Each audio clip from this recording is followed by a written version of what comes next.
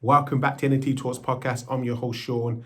And today's guest, we have Finn. He's a founder of a gaming company. We talk about digital fashion, especially gaming within NFTs and everything to do with tech. So if you're really into the whole technology, immersive tech and what can be possible with regards to NFT space, this is definitely one to listen to.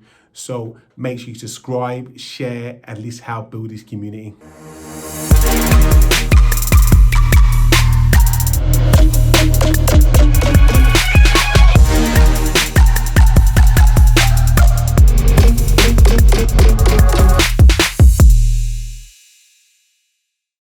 Okay, so welcome to NFT Talks podcast. I'm your host, Sean, and today I'm here with Finn Staber. Now, Finn is a gaming programmer, a designer, a VFX artist, an NFT wizard, as he called himself on the Instagram handle, and he's the CEO of Chicken Waffle. And Chicken Waffle is not a restaurant; it's a company in the gaming industry, and they produce amazing games with cutting edge experiences. So, Finn, welcome. Thank you.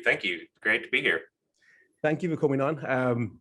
I've poached you from the clubhouse and I've been in a few rooms with yourself and you've been dropping a lot of gems, dropping a lot of knowledge, your background, as you can see with the gaming developing side of it and designing. I feel like you're a powerhouse. You're made for NFTs, the NFT space, because you're covering so many areas that I feel are going to dominate the space.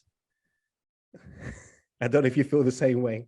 No, like I said, it's easy to get me to talk. There's a lot to cover, and the platform is evolving, and there's so many people that have yet to learn what the technology encompasses, and so oftentimes with that kind of topic, just like game development or just like a lot of the technology and stuff, you'll find situations where people are asking that question of how does this work though? I don't understand. Can you give me a little bit deeper? And that's as a nerd, that's kind of what I like to dig into, that kind of stuff. I read about these kind of the back end on a lot of this technology, and that intrigues me. That's what we're going to get into, definitely. So what I want you to do first, though, Finn, is just give a background introduction to where you gain all these skills, and then an introduction into crypto and obviously NFTs and how you found your way there. Sure. So Chicken Waffle is a game studio in Austin, Texas. We do a lot of cool AR and VR development. We've done a handful of our own original IP that's won some awards, and we've done also 67 work for hire experiences for like games and experiences, product visualizations, marketing things, educational content, all kinds of stuff for an amazing list of clients and partners. Just wrapped up a cool Disney thing, doing a cool Rick and Morty thing. And yeah, just juggling a lot of really cool stuff. And later last year, started really digging into the NFT tech, and then kind of rode the wave of the NFT community, joining on board and becoming interested in this space. And so where we saw, of course, one aspect as NFT creators and using our art and our development pipeline into creating cool, art collections or interactive pieces. We also saw this notion of taking what we've been doing for a while and aligning it into the NFT community. So we've been working on a platform called XR Swim, which is we're calling it the WordPress of XR. Okay. And the marketplace for the future of wearable tech. So essentially, it's kind of like Steam or Oculus Home or one of these, VR marketplaces in user experience, but it goes much deeper in that it's focused on WebXR and WebAR, WebVR, 3D Web, Web 3.0, NFT, virtual galleries, manipulating 3D content and for the average user that is not a programmer, being able to use a dashboard, just a simple website dashboard, to customize and generate an immersive XR experience, web AR, web VR, and then publish it and distribute it. Maybe they're an educator, maybe they're a marketing executive, maybe they're just an artist and they're not a programmer, that has a background in web engineering. And that's really been the barrier for a lot of people making immersive content, is they might have had the vision, they might have been able to even create the art, they might have the audience, but they don't have the technical background as an engineer to necessarily set the stuff up. And so what we've done is build this really cool dashboard for the average user, the average web user, to be able to customize, generate, and publish immersive content and distribute it to the masses through a link. And so you can imagine where this is going to do for educators and artists who can create amazing stuff and have have an audience that they want to bring it to. And so, that's been an interesting path, but it's cool though, because with Web 3.0 and the notion of bringing interactive 3D experiences with multiplayer cross-platform functionality is kind of the next stage in evolution for immersive content, gaming, social, all these things, where essentially we've basically built this new platform that one of the experiences is basically like Discord, if every Discord group had its own 3D environment that you could create, like a mini metaverse. Yeah, well, and one you can host yourself, right? Here, let me just spin it up, just as if you were going to spin up a Discord, or just as if you're going to spin up a Zoom call. Let's spin this up. Let's have a meeting, but it's one level deeper because it has immersive content and 3D environment, and you can connect with your PC, Mac, phone, VR headset, and have your profile and avatar that's unlocked through the connection of your MetaMask. So the notion that you're authenticating your profile through the content in your MetaMask is also a notion that I think, as we get closer to this, Web 3.0 kind of movement, that's where we're going. We're going in this overarching connectivity for all the different marketplaces on the web, and we're just trying to do our best to help steer that ship. What I want to do, Finn, is I want a few things you touched on, but I want to really focus on the angle you've came at, because I feel that we've had the simplified version of creating a website. Do you feel, I'm assuming you've been in the industry for how long, with regards to XR? Oh, geez. 2010, I guess. Okay. So you've been in it before a lot of people weren't even talking about it. It's more so, I feel the NFT space has kind of brought this up now and given people a mainstream reason to use it, and an opportunity for people to use it. And now you're providing the simplified version for people, the mainstream, to jump on board to be able to use these things. Is that right? Is that right in saying that? Yeah, we've, as a development studio, we've built a lot of different experiences, and we try to do, good work and standby work, and, take it to that next level and provide updates and all these different things that, like the software as a service requires for clients to have a success.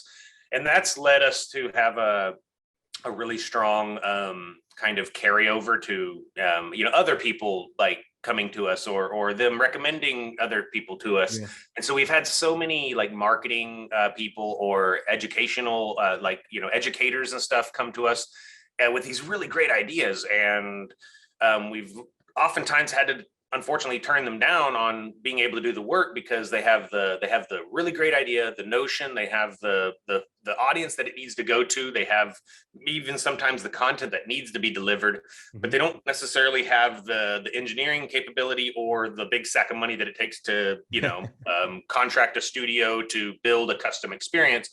And so often, like, we've probably had over 100 of these potential clients that we unfortunately just couldn't turn into a client because they really didn't have the resources or the ability to take it to that level. And that's nothing there's no problem with that.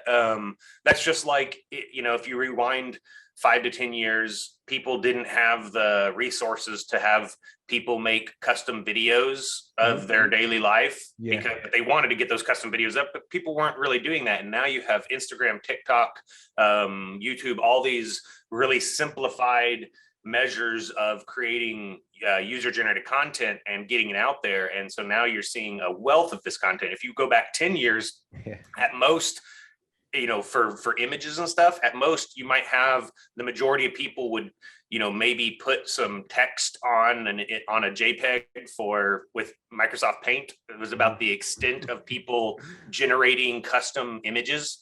Was maybe you crop it or maybe you put some text on it, but most people didn't use Photoshop or digital imaging stuff, and so but now it's just, this stuff is on your phone, the apps are free, the knowledge is being taught in grade school. And so we see the immersive technology is coming in the same vein, and then authoring that content and signing it, essentially putting your signature through the blockchain by NFTs. It allows an amazing evolution of like an art revolution, if you will, of provenance being put to the artist and the ownership being put to the artist, and the actual opportunity for somebody who's an artist to gain resource and rise up and provide, their family or themselves with a real sustainable income, and that's really one of the things that is super phenomenal about this movement, is that if you think about it, all around the world for the history of human civilization, the impoverished or underrepresented demographics of every civilization since the history of our human race has many times not taken the artist's position in the community to a very strong hold. They've essentially, taken the art, and the people that would usually profit off the art were maybe the people that bought the art first. And so the artist got a small piece, and then the people that had the provenance or the gallery were able to take it and flip it, or maybe even took 2 or 3 steps before it actually became valuable. And so what we're seeing now with NFTs are maybe the people from, BFE, Utah, or Uganda, or Nowheresville, Louisiana, you know what I mean? That these people that otherwise, maybe it's a 17-year-old that has no chance of getting their artwork into a gallery.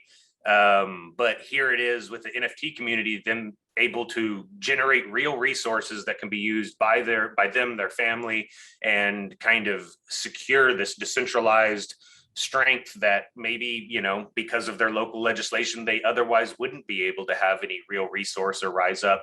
But with their art, but the notion that art is doing the thing that's allowing them and their families to rise up is just, to me, it's a beautiful thing. Another thing I'm going to ask you is, from a gaming perspective now, from a game developers or gaming programmers perspective, I'm not sure if you got a background, if you worked in any big companies and working on like AAA games, but I remember having a conversation with a friend of mine, and he was talking about the reason why he's so into NFTs is because he witnessed, obviously, a developer was involved with Tomb Raider, and obviously Tomb Raider went on to make millions and millions of dollars, and they were getting paid around, I don't know, $50,000 a year, nothing more, nothing less. But their involvement in regards to producing that game was major. Is a key factor. So from a game perspective, what is it going to do for people creating games, the guys with them skill sets? Because, and even in the same with the fashion industry, there's people that play a big part, but they get paid not a lot of money for what they do because of the position they play at that point. And then obviously the company's going to make millions. Right. Yeah, my mom was one of those people. She was an artist all the time growing up. Would make these amazing paintings, or she designed the parachute pants for Z Cavaricci. Okay. Remember Z Hammer parachute pants? Oh yeah, I had some of them. I had some. Oh, I had a few pair. Trust me, I was the person that had to me and my brother, she'd be like, here, put these on. We were like, I don't put those things on. They're like, she's like, they're really cool. They're super expensive. And I remember thinking like, those are expensive. They look like they're for a pirate. You know what I mean? Yeah. And with the waistcoat on there, man. I was like, oh. And but like, yeah, so, and that was a good example of somebody not getting paid jack for something that otherwise was selling for, you know, I think those pants were like $400 a piece, you know what I mean? If not more. And just weird stuff too. But, you know, and her paintings would just be these elaborate, amazing paints. She paints horses phenomenally. And she would go over to these rich ladies' houses, take, you know, a couple rolls of film of pictures of these ladies on their horses in the ranch, you know, and then go and print the film out and pick out the best picture, and then paint these ladies sitting on a horse, you know, and she could paint just a hyper realistic looking horse. She'd paint these huge portraits and bring them over to these, you know, super wealthy, rich ladies. And the ladies would be like, $400, you know, and it was like, that's your feed bill, if that, you know what I mean? And like, or they'd be like, you made my leg look fat. And she'd be like, I'm sorry, you know, like, I don't know what to say, but like... she's like, actually, I made your leg look way skinnier than in the picture in that. Yeah. And so, but the, you know, the, I saw from an early age, the way people kind of, they don't value the artist, the artisan of a painter or of a creator or of a craftsman. And, you know, as a game developer, that's one of the things that we try to really at Chicken Waffle for sure, that we try to really hold true is we run a flat hierarchy here, which means that there are no leads. I like to say that I work for them. We have an amazing team of pretty stellar developers on board, and it's an honor to be surrounded with these peeps. And so I try to treat, you know, everyone like they're my boss. As a creative director, I find that's very important, because I don't want to be surrounded by just yes people. I want to be talking about a cool new systems design and have, you know, my artist or programmer or tester or whatever interject in what I'm saying while I'm drawing on the dry erase board and say, actually, I don't know about that, and like poke holes in what I'm saying. Because if I'm just, you know, spinning yarn onto a dry erase board and talking, and they're not getting it, then realistically the production that they're going to turn around and try to build is going to be hollow from my vision. They're not going to enjoy doing it. And so instead, if they have that flat hierarchy of being able to like interject and steer the ship, then what they do is say, I don't know, like, well, I played this other game that does that. And then it's an open communication. Maybe it's a systems design talk with an artist and a programmer. Maybe it's a programming talk with, you know, a tester or something else that has the ability to interject, you know, a notion from another game they played. We all have a different idea of what's cool. But together, if we can come to an agreement that what I'm drawing on the board with a group and they all think it's cool and they've all interjected, then for one, we could pretty confident that it's a well-rounded, cool idea with a diverse, you know, set of input.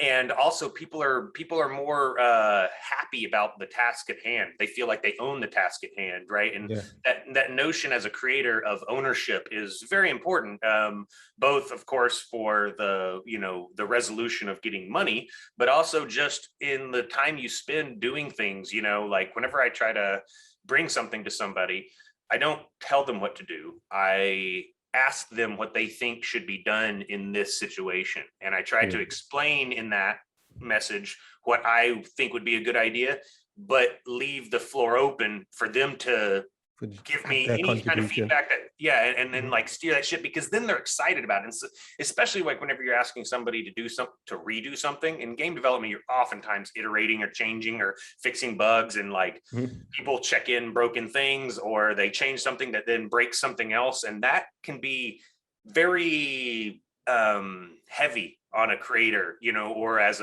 you know, on a content producer, because you don't want to break stuff. You don't want, especially stuff that goes live, it makes you feel like a goof, you know? And so instead, what I try to bring people is like, you know, maybe it's like, for instance, maybe it's an orc where there's his shoulder pad is like his arm's crashing through it or something, you know? And so it's like, there's a bug there. It's not a breaker, but it basically needs them to change and redo work. Instead of saying like, hey, you did this wrong, or hey, can you redo this? And so it's not doing this, where they're like, I should have done that the first time. And they're like hating their next 3 hours. Instead, I show them maybe a picture of something, or I go up to them and ask, I like what you did here. It looks really cool, but like, I don't know, what do you think, like, so that they can raise their arm up and like it so it doesn't crash them? What do you, is that something that's going to be very hard? And they're like, oh no, I mean, like probably like 2 or 3 hours. I'm like, oh really? That's cool. Like, oh, awesome. And then they're like, yeah, they're like digging into it, and they feel energized. It's their idea. It's their motion. They own it. And so with NFTs, that kind of opportunity for ownership, especially in the end, where people own what they're creating, and there's this, you know, kind of notion of a DAO, I think is a really unique notion, especially in something like game development, because with publishing and development, there's never really been that. There's never been like the kind of communal notion that we're all equal when it comes down to the pay wire, mainly because the people that are paying the paychecks are essentially gambling on the success of the future title. And so, especially from a publishing point of view, they see it as it's theirs. Once, you know, the profit's theirs, the profit's yours up until you get to that point. And the publisher's kind of putting their neck on the line to get everybody paid for the year or two that this game is made. And maybe even more if you deal with things like even bigger games, you know what I mean? It takes even more than 2 years, where there's, you know, millions of dollars invested in the front end of the development. And then so how do you level that playing field? I think the notion of NFTs is really cool, because you could do things where, or DAOs are really cool because you can do things where by working on it, you gain a certain ownership of what could be made. And therefore, if it's a success, then you automatically get it. You don't have to worry about this, you know, overseas publisher making good on what they said. It just goes into your account. And that's a pretty cool notion, actually, you know, because then just like to me, a really solid publishing agreement are the ones that like like with an indie developer are the ones that the indie developers can you know, make good on the back end. And so like a big notion that we've been going with, because Chicken Waffle's expanding in indie publishing. So we have this new indie publishing fund that we're about to announce, with a, you know, big fund for working with indie developers and indie creators in the gaming and NFT space. And the goal there is to have this relationship where, you know, as a publisher, we front or pay the money for production and promotion and getting it out there. And then we take like an 80-20 split as, you know, until we recoup. And then that flips to where now in the back end, the indie developer, the creator, the original creator has the ability to profit on the back end. And that notion— Is that a DAO? Is that a DAO that you set up? Was that what you set up as a DAO then already? Or no, but I never even thought, honestly, until you just said that, I never even thought of setting it up as a DAO. But that's a really great idea, is setting up a fund as a DAO, because the notion of a lot of these funds, these publishing funds, are sometimes to get other like VC funds to back your fund. Now we haven't done that, but oftentimes that's what a lot of them do. And so for me, you know, you can hear it now. I'm going to dig into that. But it also really excites me for other funds to kind of look into that and think about like, what can that mean for them? Because the best thing you can do as a fund or as a publisher is to entice the most creative, innovative creators to join. Like, it's hard because otherwise you're trying to like sell yourself to that creator. If the creator already wants to work with you, then that's really phenomenal. And that's why we actually picked the Devolver Digital publishing kind of agreement path, is that we've seen really great history of the indie developers with their publishing agreements prosper in the back end, right? They're able to you know, do solid production Mhm. because the money's there at the beginning, and then the game comes out, it's a smash hit, publisher makes money, and then once they recoup, then the indie makes a shit ton of money, right? And then they can rise Yeah, up yeah. and It's a kind joint of win-win, really, isn't it? It's a win-win in yeah. both ends, yeah. And because there's a lot of publishing groups and a lot of funds and stuff, VCs or publishing groups, who will front the money, and then I mean, this is actually how a lot of it works. I can't Yeah. believe it, but they'll front the money. They'll take 80-20 split up until a certain cap, and then that's as much as the indie can make on the project, and then Wow. it all 100% That's goes it. to so it's like the first 500,000 is 80-20. So like the indie might make up to 500,000 after they launch the game. Now for an indie, that's still very attractive because they're like trying to figure out how to make Mhm. payroll, and they're trying to figure out how to keep going. So in order to like have a full pay up front, cool. And then after they launch it, they can make up to 500,000. That's cool. Okay, well, I'm just gonna have to do it because otherwise we can't keep going. And Yeah. for I don't like that. It feels very exploitive, right, Yeah. of the creator. And so we've tried to really shift in the direction of like what's good for us, sure, but also what's good for the people that we work with, because I want to create that ecosystem around us. There's the notion of what you're talking about, how you run your company, the approach you take to get the best out of people. What do you think? I feel that based on what you just said, I've never realized it until now, but I thought that's the approach these PFP projects have taken. Because especially like, okay, I always use like Bored Apes as an example, but I feel that they were the community of the Bored Apes were the artists, all the thought leaders, all the early adopters of the NFT space, and they all come into one community, and they all represent this ape community, and they all want to help each other, and they feel they're a part of something. And a lot of these people have gone on to create other projects that have done well, and yeah, based on what you said, I think that's pretty much what all these other projects are doing. Like they're getting people that they're tapping into what they want and making them feel a part of something. I mean, I know there's even I think is the Rumble Kongs. They've got a PFP project, a basketball 3-on-3 basketball, but the gamification comes into after, and you'll be a part of the game, and potentially you'll be able to do more things and earn money down. So it's that whole notion, what you've talked about, these are what these PFP projects have been doing for the last, I say it's not even that long, but last 3 or 4 months.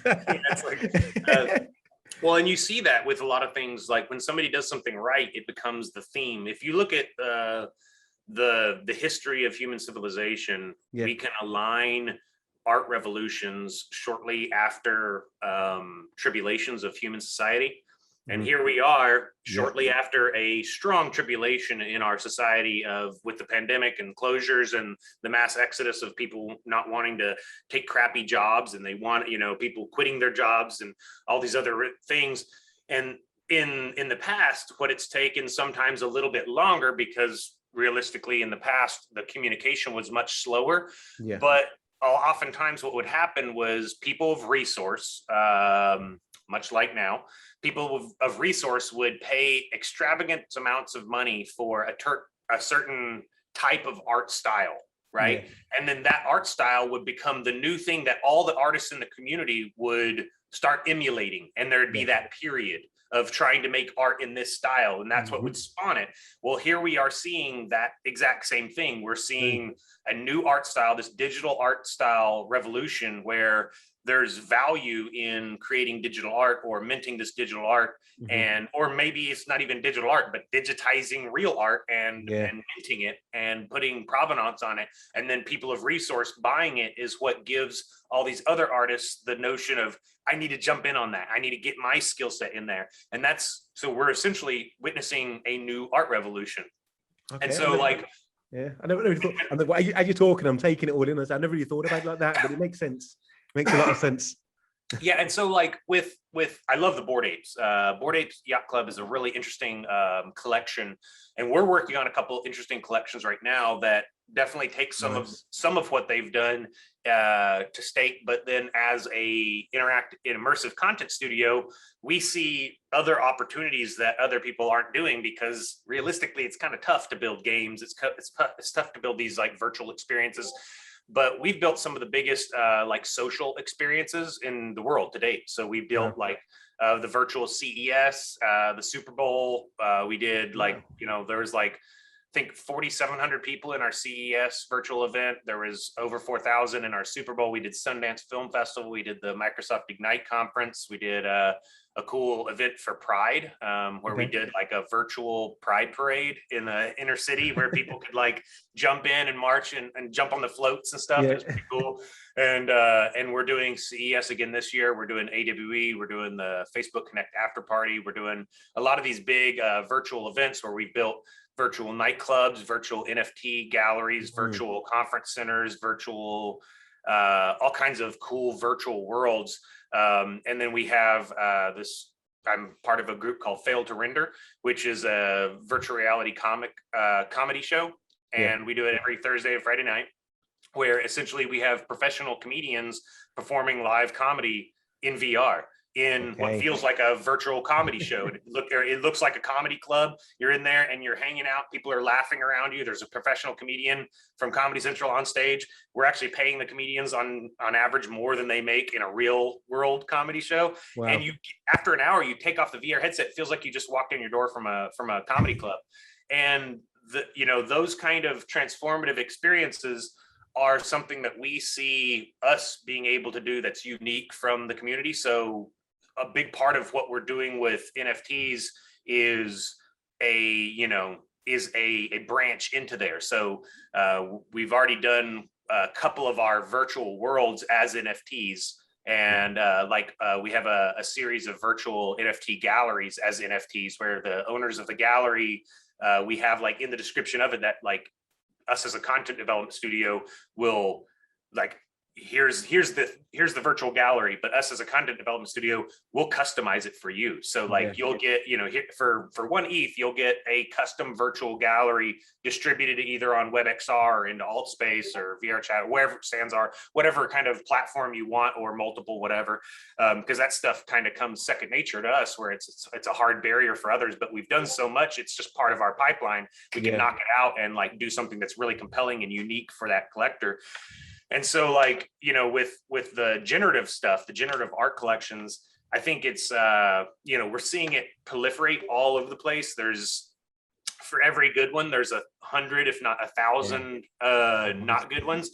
And it's arguable to say that the good ones are even that good sometimes. Sometimes it's just, there are people aligned with it who have certain provenance that are backing it and promoting it. And so people jump on it because those people are talking about it. And we're already seeing a lot of that stuff, even just in the past couple of days, kind of blow up in their face, you know, negativity coming. And so like what we want to do is create, and what the kind of projects that I invest in and that I buy into, that I ape into, are things like where they are, you can tell that the creator is genuine on their goal. Let us know, man. What have you aped into? Have you mention any I bought an ape day one. Okay. I've got just recently I got the CryptoPods. So the CryptoPods are these really cool like little like spider robots that have a whole like kind of membership component to them, and you can upgrade them in the future, and they have an interesting drop process, and the creator is very into like 3D web and virtual reality. And so, you know, when I see people creating artwork, a big part of what I see, like a notion as a collector should not always just be like, oh, what's going to flip? What am I going to be able to make money on? Because that's oftentimes a good way to lose your money.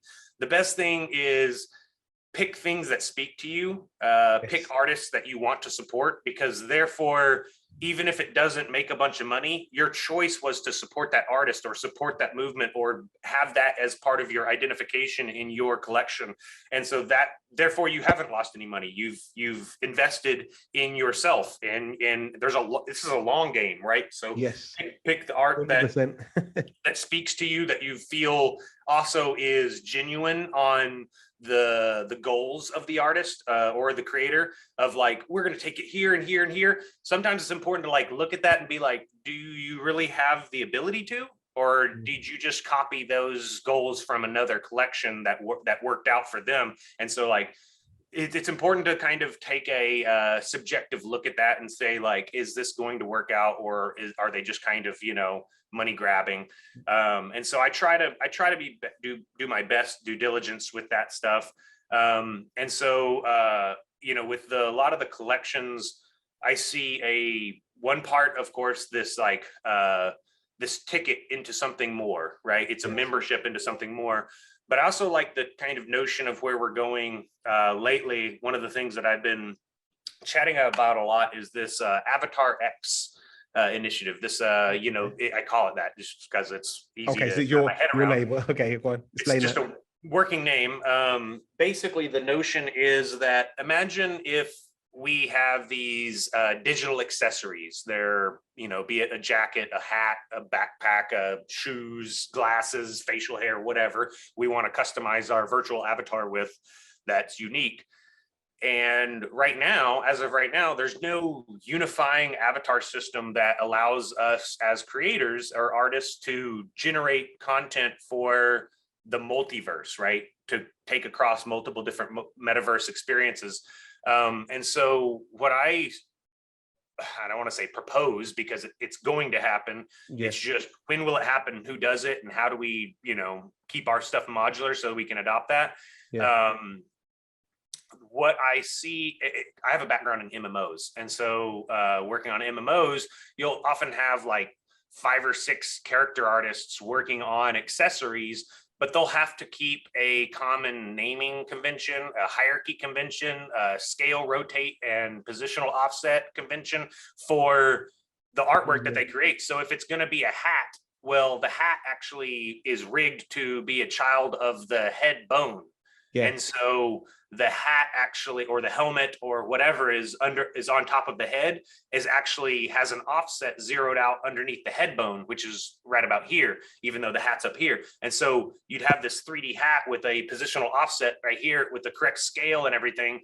And that's going to proliferate across. So like, say once we have this Avatar X standard, well, then now people can build their avatars. Maybe it's ready for me. Maybe it's one of these, Pixies or whatever, one of these other avatar solutions.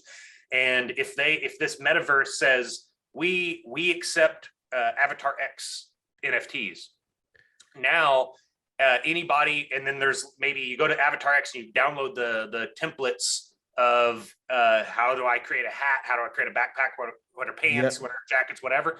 And then it has all those positional offsets. It has the scale, rotate, and everything. It has an example. Now artists, 3D artists and creators, designers, clothing designers and stuff like that can create custom clothing. And then that clothing, then they can mint it onto the, OpenSea, Foundation, Rarible, whatever. And then people that collect that stuff and hold it in their wallet, once those users go to a metaverse, they can connect their wallet and then take anything out of their wallet, and then that can apply to their avatar. Therefore, they could jump from metaverse to metaverse and have their gear with them. And maybe even their avatar itself is the customized thing with the metadata that gets accessed and says, what is your avatar look like with the assortment of gear that's out of your MetaMask wallet? And so therefore it's these essentially NFT verified profiles, if you will. And so and then as creators, we're able to create the content, sell it, and then that stuff is distributed across all the different multiple metaverse experiences, because they all adhere to this standard, be it Avatar X or Ready Player Me or whatever it ends up being called. Epic announced that they're doing a huge new metaverse, and people are like, oh, well, they're already doing Fortnite. And I'm like, well, wait a second. They're going to keep doing Fortnite for sure. Fortnite's a great game. But what about all the people that are just into wasting their time, just into spending their time in a social environment? They're not necessarily jumping into Fortnite anymore to game. They're just, at the most, they're jumping in there to socialize. I think they have the parties, isn't it? I mean, what they call like Xbox and that, what they call the party rooms, where people before you go and game, you join and you conversate. So that's going to be a virtual experience. Yeah, I think what Epic's going to do, I don't know what they're going to do, but what I think they're going to do, what I predict they're going to do is create this metaverse that they've announced is going to allow you to customize and, acquire gear and customize gear. And then that avatar will likely be similar style to the Fortnite avatar. So you'll be able to take your custom avatar into Fortnite and then back out and then like across these different experiences, but essentially they'll feel more connected because it's you in them. And so very much like in Ready Player One, the Oasis, where you're jumping across from world to world, from different people or different organizations created these different worlds, but you are you based upon you and your profile and the unique ideas of you.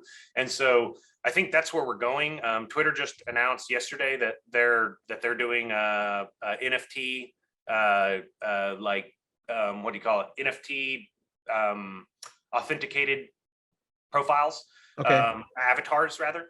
And so that's in line with what we've been working on. We have the new kind of like Discord environment with the 3D world. Those avatars are customizable with the NFTs you have in your wallet, which are it's a really cool new, notion of like how to customize your avatar, because a lot of people like to flex with the NFTs that they've collected. And that's what, people put their apes as their faces or the CryptoPunks as their faces, or as their crypto pills as their face on Twitter or on Facebook or on Instagram.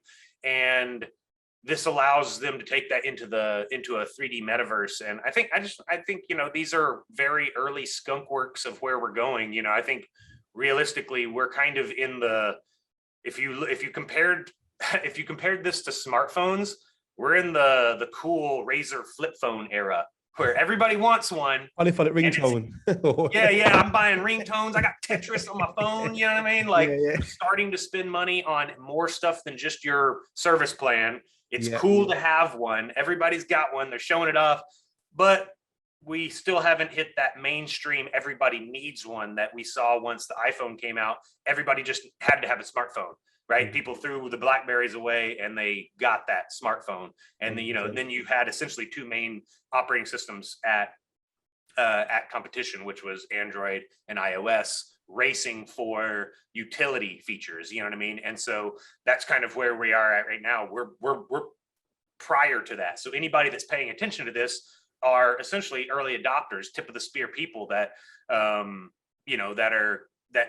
for us being involved in it for a long time, it feels like, oh, when's it going to take off? But it hasn't. We're looking at the tip of an iceberg through a telescope right now. Yeah, no, I totally agree. I agree with so many things you said, especially on the fashion side of it. I think I've got a background in fashion too also, so I understand that as what you're saying is there's going to be almost like a wholesale route. I couldn't so, and one size fits all, going to different metaverses, whatever or multiverse, whatever you want to call it. I do think that I don't think it's going to be, say, a standard avatar that goes across everyone. I feel like Apple's going to control their metaverse, and then Amazon's going to control their metaverse, because I feel that the more metaverse that you can go across to, avatars can go across to, the more valuable it becomes. Because if I can carry it into 5 metaverses, then it's valuable, isn't it? If I can carry it to 1, then it's typically it's not going to be that valuable as the other one that I can carry to 5. Yeah. So so I'm really looking forward to it, man. Like that. This is what excites me. This is why I wanted to speak to someone like yourself in the gaming, with a gaming background, to explain that in in-depth way of your perspective, where you see things going. One thing I do want to touch on is, we've kind of gone past it, but I want to go back just to ask to hear your thoughts, because this is something that I'm a bit like, I understand it, but it's still a bit out there. Is obviously loot. So did you? So you being a programmer and a developer and a creator and a designer, does that attract? I just want to know, does that attract you based on what they're doing, their concept? Yeah, that's actually what got me into NFTs first, or not just NFTs, but using the blockchain for identifying ownership back in, I guess, 2014, 2015. I got into Engine Coin, which ENGIN. That is a blockchain access token that you can essentially work into a game interface. Now there's another really amazing one called Immutable X that allows creators to I don't want to say inject, but use their API so that users can use gas-free minting for in-game content. And this was a notion back when I was working on an MMO back in 2014, 2013, that I worked on Shroud of the Avatar, which is kind of the spiritual successor to the Ultima series, and with Richard Garriott. And so Richard Garriott is the guy that created the term MMO, right? Okay. And he went to outer space, and he's quite the explorer and innovating pioneer. And so he, his games were the first to have real agency and cause and effect, and dialogue or storylines that were closed off because of certain decisions you made in the game, and multiple endings to games, all these different things, the first game to come in a box, all these kind of innovating industry kind of things. And one of the things that I kind of had the notion for while I was working there, I was a VFX lead and programmer / designer, wore many hats, but I also did all the Easter eggs. All right. And so I was building all kinds of like hidden things I wouldn't tell anybody about. And there was a lot of crafting and recipes and all these other kind of things that go in with an MMORPG. And I got the notion of like with Engine Coin or with one of these, these technologies for loot, like I said, it allows for something like, if Richard Garriott crafted this helm, this crown, well, that's Richard Garriott's crown. There's only one of them because he only crafted one of them. He wears it around, and if you killed him and took it, this is it. Now that's unique. That say, okay, that's that one of a kind. But even take it more back. Okay, so maybe 3 iron ore and 2 wood creates, this sword, right? Broadsword. Well, maybe it's, Dan TDM is playing and he creates, or some other really popular person with provenance as a streamer creates, broadsword, which is in the code is sword number 7, whatever, you know what I mean? But in this video, he said, I claim this sword, the sword of Bahir, and goes into battle and kills a bunch of people, and then goes and wrecks shit on a tournament, or maybe it's a gun in a esports game with a popular, champion winner that won the thing. And then they put that gun or that sword up for auction. There's only one sword of Bahir. There's only one gun that won the esports tournament. There's only one character skin that did this, even though it might be able to. And so the notion of the provenance towards, that's the same as there's only one board 8, number 5285. I'm thinking sports. I'm thinking sports, like based on what you just said. I'm thinking sports, like even like there's FIFA or the NBA. I think it's NBA 2K them games, like that going into like they're playing, and then they're selling their shirts that they're playing. I mean, if you buy a 1996 Jordan jersey, that's a good example. Is like, well, I buy this jersey, this digital jersey that was worn by this star player as an NFT, and like the notion of that, plus like the notion of the tokenomics around like generating crafted items. So like it literally didn't exist until the player in the ecosystem generated it by the stuff that they've gathered. They sourced iron and they sourced wood, then they went to a crafting table, they crafted this sword.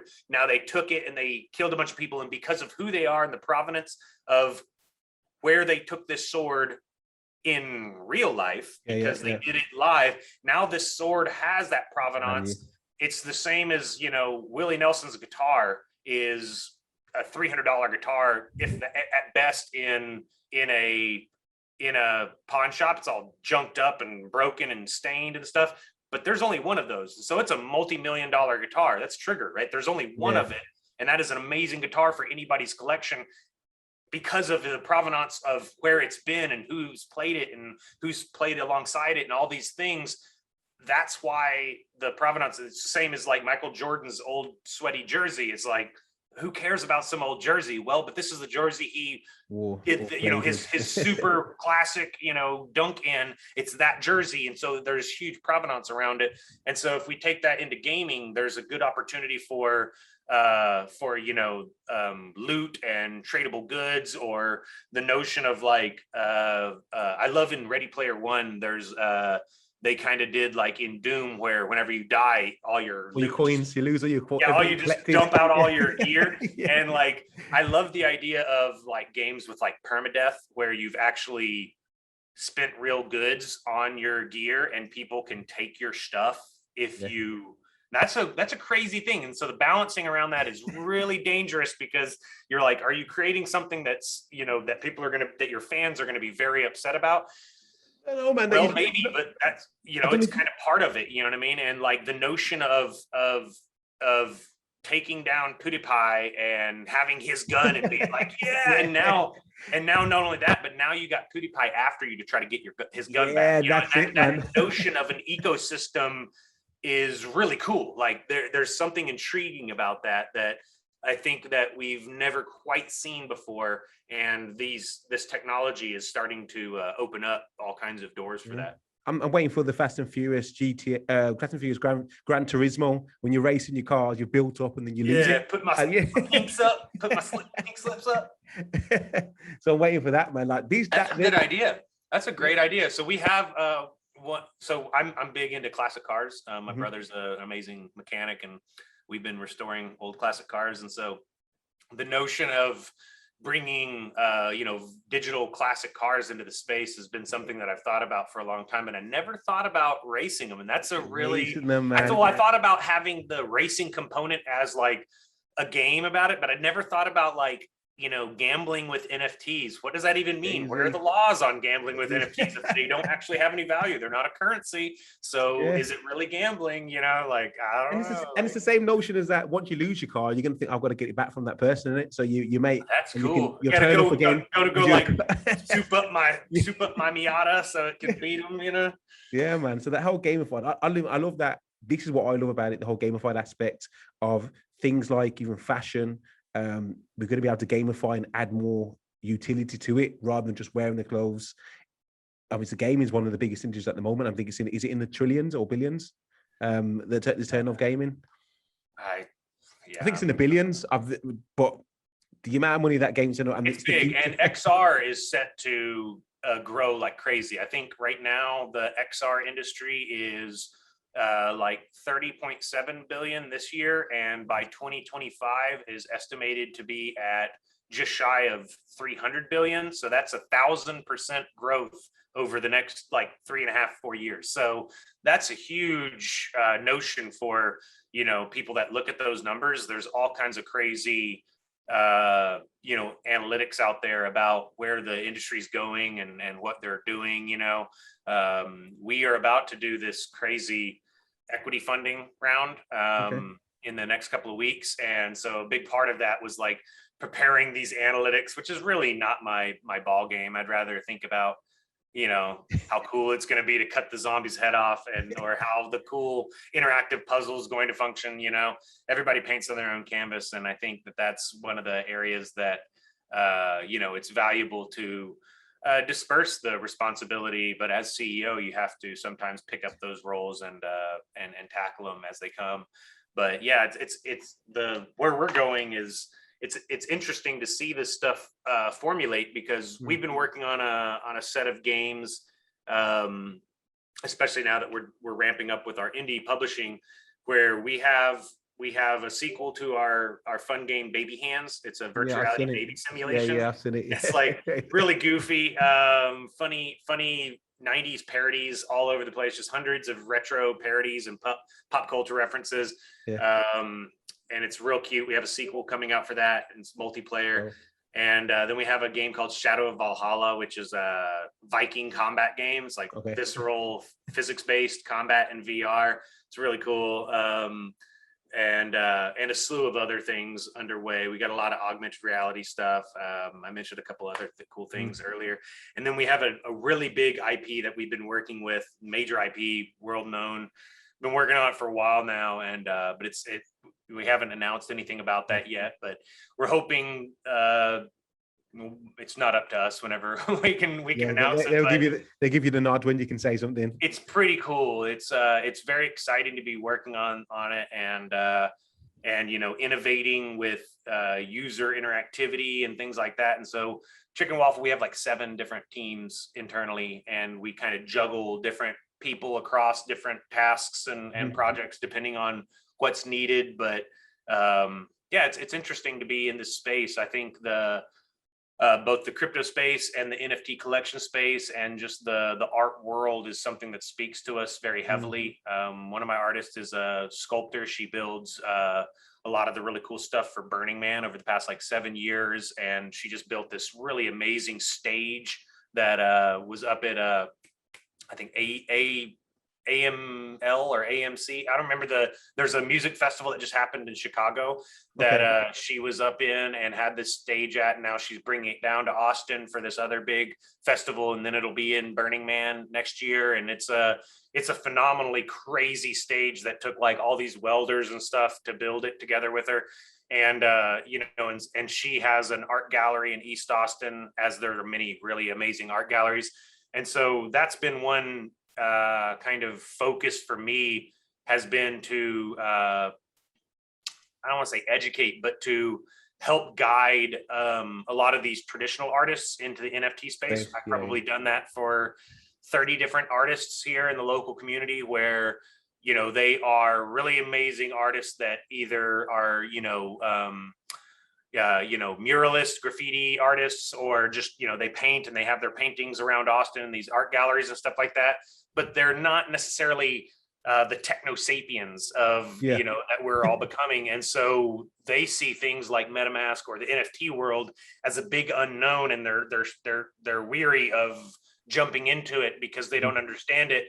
And so people like yourself or me or other people that are enthralled in this space, it's our responsibility to educate 100%. The people around us, especially the youth base. It's my goal to help others prosper. That's more valuable than any money I could ever make, is to assist others in their prosperity. And it's our responsibility to the underprivileged or underrepresented youth of today, because those are the leaders of tomorrow. So people, kids in East Compton or in BFE, Iowa, or in, Crapville, New Jersey, where, they're just, they're not part of the mainstream represented youth that are going to have all the other options available to them. NFTs and this technology opens all kinds of doors for them, and it's our responsibility as tech leaders to educate them and lead them to where the tools are. And I was actually having that kind of conversation, saying those very similar things in a clubhouse room, and all of a sudden Snoop Dogg chimed in. He's like, "Oh, Chicken Waffle, man, I love what you're doing. By the way, I love your logo. Makes me think of a food truck, you dig?" And I was like, "Oh man, Snoop, what's up, man?" And so it's been really cool to see people like Snoop Dogg, Citizen Cope, MC Hammer. Did you see what he announced? Sorry to quick. Do you see what he announced the other day? Literally 2 days ago. He's I can't remember the name of the collector, but he announced that he's this collector that owns I think it's around 12 crypto coins. He said, "I am crypto something." Yeah. It's crazy. I just thought it was crazy. Cool. And so one of the things, we've been doing a lot of collaboration with big artists. I was in a room talking, and then Citizen Cope reached out to me on a back channel and was like, "Yo, I really like what you're doing.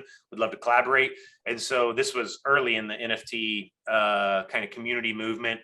And what we did was we made a digital concert ticket, where it was like a concert ticket for his upcoming concert, floating in outer space with his music in the background, is all virtual and 3D and stuff. And he minted it, and it sold for like 24 grand as a concert ticket. And it was the front row VIP concert ticket to his show. And I didn't think anything of it, because it was just he reached out, was like, "What should we do?" And I was like, concert ticket, that would work, because it's like a thing. And once we launched it, it was in the drop party, everybody's like, "It's the world's first NFT concert ticket." And I was like, "Oh, I didn't think about it being the world first." It just, a lot of times when you build something, it just makes sense. Yeah, you So just it's do it weird because that you it's want the to do first it. Like, one yeah, ever, why because not? it's like Mm, that just makes sense. You know what I mean? mm, And so like the fact that it was the first one was it didn't even register until other people were saying it that it was the first one. I was like, oh, I guess you're right. I like started looking. I was like, are you sure? Because like this just seems like a good idea, you know? And started digging in, and yeah, and so that was really cool. And the notion of an artist selling the concert ticket for 24,000. Sometimes, mm. like again, sometimes those tickets and those VIP tickets and stuff, sometimes they sell for a lot of money, but it's never the artist that gets to, you know, sell that ticket. It's whoever bought it and is hyping the price up, you know what I Yeah. mean? But the notion of NFTs because I think it actually sold for like 24,000, then resold for like 27,000 or something like that. Okay. And so the notion of NFTs being able to take those residuals and the artist being able to collect on residuals, that's a wonderful thing, you know, because that's really where it's changing the game, you know, is like these artists that otherwise would essentially be taken advantage of, especially like in these underprivileged areas where some really amazing talented youth creating such amazing content and then basically being paid peanuts only by somebody that's going to take it, sell it in a different community with a different demographic for exponentially more money, and the original artist gets none of that, right? And like this is an opportunity for the game to really change, and I love that. I think it's really cool. I totally agree. What I want to do, Finney, to round it up today is I want you, not too long, just to give me how do you think a day is going to go in the world in the next, let me push forward because it's going to be a while, next 20 years. You wake up in the morning, just give me how do you think implementing things like NFTs, the things that we've been talking about, give you an idea how you think the world's going to be from just an average day from waking up in the morning. So yeah, well, as soon as I wake up, I'm gonna put on my smart glasses because I gotta have like my HUD of like 8 different screens floating around my peripheral. I can't wait for that to be available because I hate carrying around this bulky phone, and so I think that's coming soon. The notion of plugging this stuff into our eye holes is without having to hunch over or carry this thing around in our pocket is a very interesting thing. And then therein lies even more so the value of collectability and virtual, let's call it virtual realty, right? Instead of virtual reality, it's virtual realty. It's what exists in this space around me. There are content like, you know, like Earth 2 or Super World where you can essentially own this spot in the real world, but I don't think that's going to be the solution. I think it's going to be anybody can put anything anywhere, and then because of who you are and the provenance and the following you have is why people are paying attention to your thread in the world. And so like people are going to log into your collection in the real world, and so maybe there's 1,000 other things in this location. One spot, but they log it into your, it makes sense. If I go to a Billie Eilish concert, I don't want to see a George Strait hologram above the stage because he bought this location. I want to see Billie Eilish's thing up there. Or, you know, if I go to a Snoop Dogg concert, I don't want to see, you know, somebody else's branding or Exxon Mobil oil floating above the stage because they purchased this land in the virtual realm. I want to see his content, right, that he put into the virtual realm. And so in the very same sense, when we walk around, we're going to be wearing maybe let's call it Fashion X, or, you know, that probably already exists, but for the namesake, Fashion X, right? And so I'm in my Fashion X app, it's running, you're wearing your Fashion X app, we will go into the same meetup space. My headset scans the room with the point cloud data, realizes where I am based on geo coordinates and the point cloud data of the scan, orients all the stuff that Fashion X has. There's some advertisements, there's some boom. You're logged into the Fashion X too, and your headset knows where you are in the room. So when I look over at you, I'm seeing your digital avatar's representation, and I see you as your digital avatar that you want to portray yourself as. Maybe it's you, but maybe you got a cool hat. Maybe you're a full body and your actual body is being is being masked out, and you just have this 3D avatar and you're like, what up? You know what I mean? Hopefully that's not what you're doing in a meetup, but you know, you might, you know, and so, but I'm seeing you as your digital portrayal of accessories. I'm driving down the road and I'm sitting back because my self-driving Tesla truck, which is now 19 years old, is I'm going off road in my Tesla truck, and you're, I'm seeing holographic projections of goods and services, a giant, burger floating on my dashboard, and I think work is an interesting thing where it will be. That's why I like games and immersive content, is that I see this as a solution and a job opportunity for me to continue to learn for the rest of my life. I'm going to have to forever be a student. I'm never going to be able to be stagnant. I have to always be evolving my knowledge base and the tools that I use to develop for, because as the technology changes, as these platforms evolve, we're never going to have we might have a make experience button, but we're never going to have like a clicker that says make more fun, make more fun, make more fun. It's going to take that human intervention of creative thought.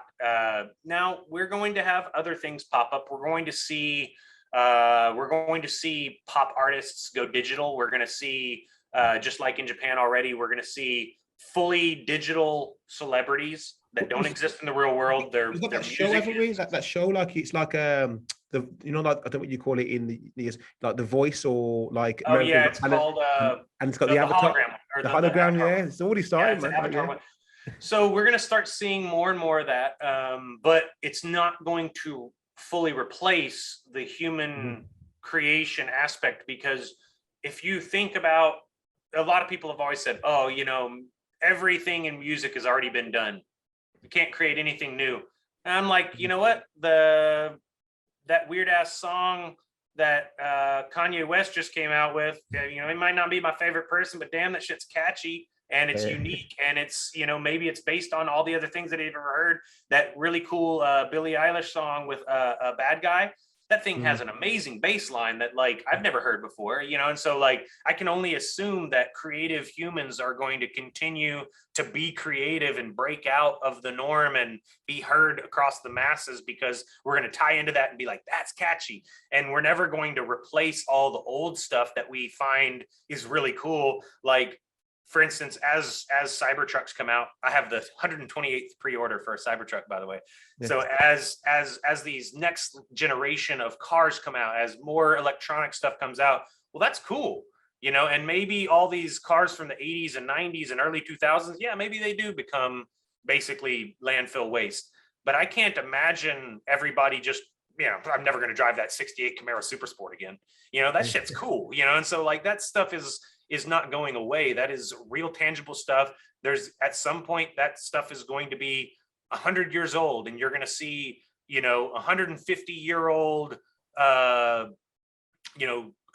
Corvette Stingray in another 100 years. You know what I mean? And so like, right now they're 50 years old and they're more sought out than ever before, and they're only going to continue being that way. So like, though we are replacing a lot of the way we do things, I still think that us as a whole, as humans, we hold provenance to scarcity. So that's the notion of a non-fungible token, right? Yeah. Fungible token is a $5 bill. I can wrinkle this one up. This one's crisp. They're both $5. This wrinkled up one is not worth $4.95. This super crisp one is not worth $5.50 because it's in perfect condition. It's a fungible token. It's a banknote. It's Tinder.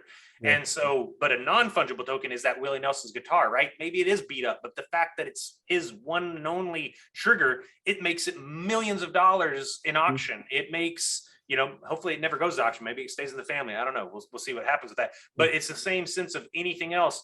And so whenever I start thinking that way, I start thinking about like, well, what are things that are fungible tokens, but also non-fungible tokens?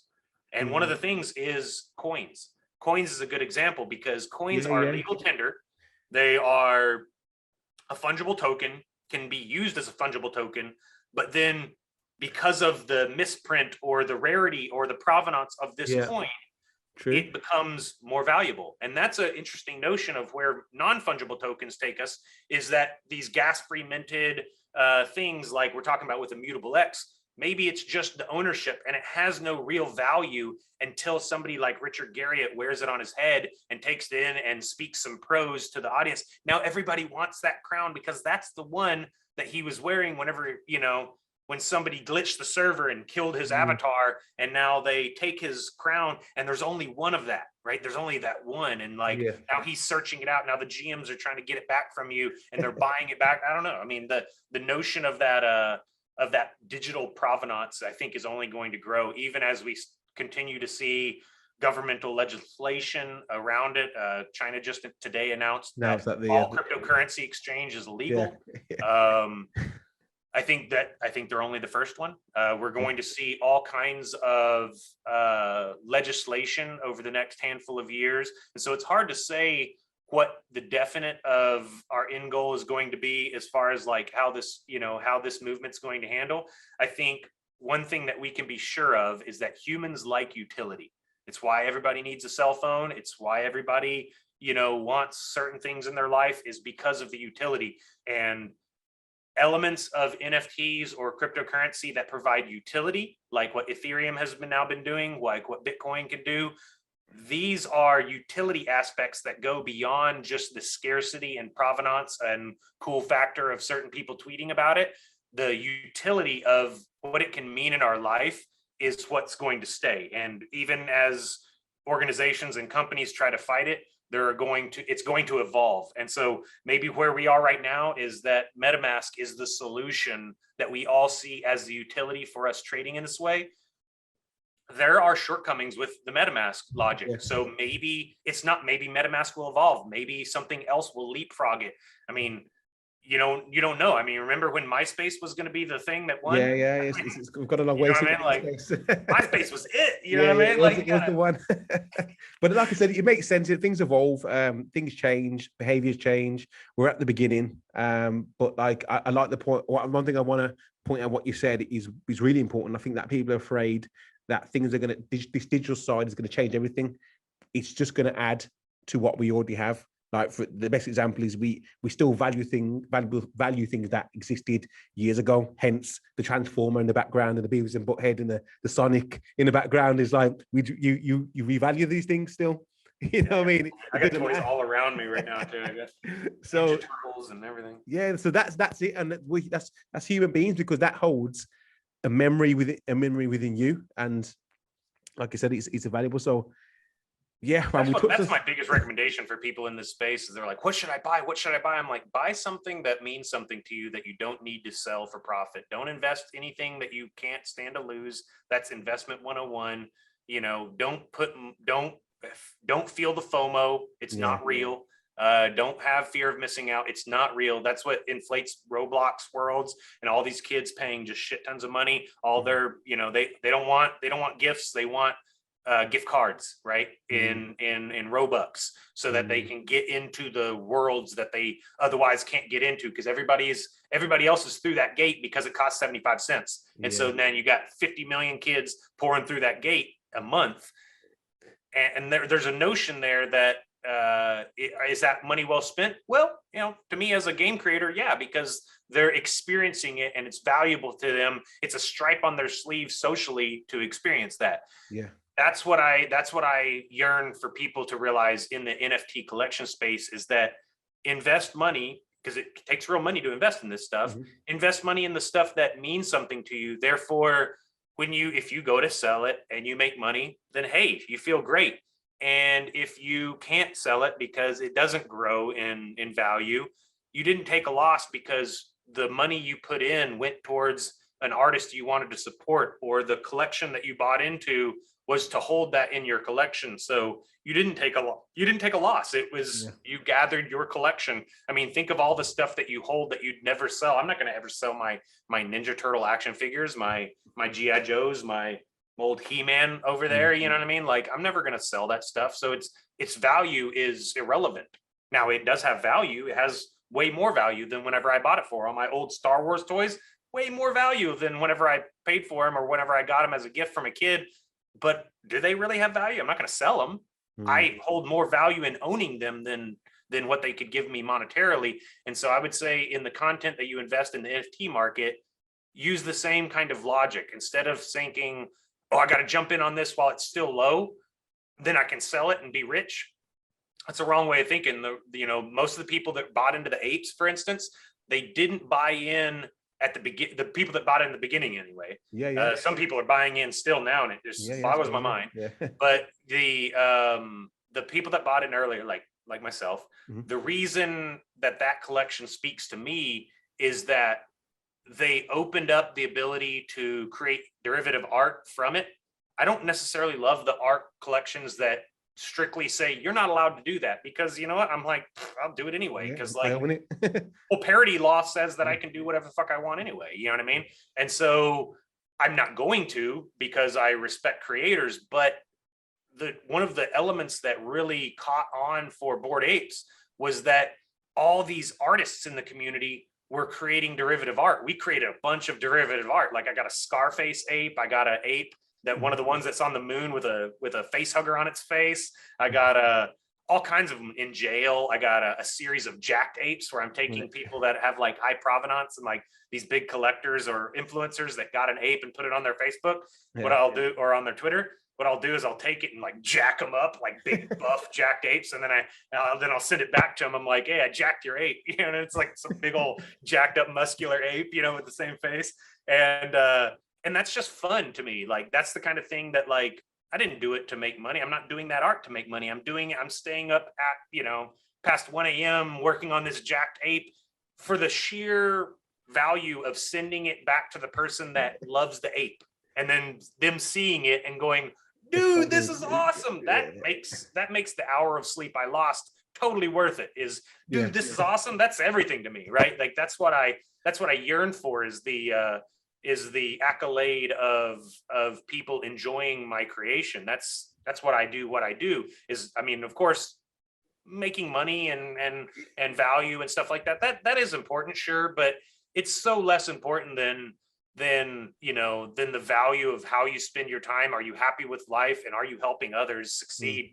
That's exponentially more valuable. So like Chicken Waffle is an ethos. We've donated thousands of dollars worth of books and computers and VR gear to local schools, middle schools and high schools. And the biggest thing I told Snoop Dogg that I was like, the best thing you can do for your community, you want to know how to get it down, you're worried about your resources actually trickling down to the people that need it. You know what? Go into a high school, talk to a principal or a guidance counselor at a high school, and fund their technology program, because 9 out of 10 kids today see themselves with an opportunity in interactive media or art in the digital realm. That's 9 out of 10, at least. In some communities, 10 out of 10 will check that box and saying, yeah, I could be a streamer, or I could be a game developer, I could be a digital artist or something. Of course they want that. But realistically, not every kid has that opportunity, because it takes a lot of education and self-education. What they really usually lack is the stuff at their fingertips. So if you really, really want to make a difference, pick any school and put some resources into their technology program, because every school needs it. Every school is hurt for educators and equipment and resources. So there's not a single school that has enough. Even the rich schools need more, but realistically, the poor schools really need more. So pick a underrepresented school and help fund their technology program. And there's nothing better that you could spend your resources on, in my opinion. I love that, man. I love that. And it brings it to a nice little ending, to something positive and something with good intention. Where can people find yourself in best handles? But I'll put them in down the bottom, but there, just to say it on here. Well, across everything, all the different marketplaces and social experiences, it's at Chicken Waffle VR. So Chicken Waffle VR is all of our, you can find all of at chickenwaffle.com. We're giving away some cool VR hardware and cool swag and merch and stuff like that. And so we're going to be doing a lot of giveaways. And so you can sign up for our beta program. And that's essentially who we give away stuff to, is people that are in our beta program, because that's very valuable to us, of being able to have people that are interested in this content as a list. We can send early access to our content so we can get feedback from the community. That's crucial to us to make the best experience possible. It's not shifty, it's not shady. It's literally trying to grow our community of people that can give us feedback and ideas. And we want to listen to people. We want to hear your feedback. We want to know what you want. And that's because that's very valuable to us. So we can help to build that. And we're growing. We're looking for more wizards and ninjas to join our ranks, people that are involved in things like AR, VR development, 3D art, or NFT, innovative technology, or maybe you're just a cool collector or a cool creator that wants to, kind of level your stuff up to 2.0. You're not sure how to get there. Everybody paints on their own canvas. Nobody's, everything. And so, but oftentimes if you find the right team or connect with the right people, you can find the people that holistically can bring an amazing thing together that no one person could do by themselves. And so we're looking to grow, and we hope to kind of advance our ecosystem here. Okay, well, Finn, thank you for your time today. So much value, and that's what I expected, and you definitely delivered. So thank you again. Hopefully, as you go on and you drop the project with the big IP, we can get you back on again to talk about that. Hopefully, we'll definitely keep in touch. But for everyone that's listening, please obviously follow Finn and stay tuned for what he's doing. Everyone stay listening and take care. Thank you, everybody.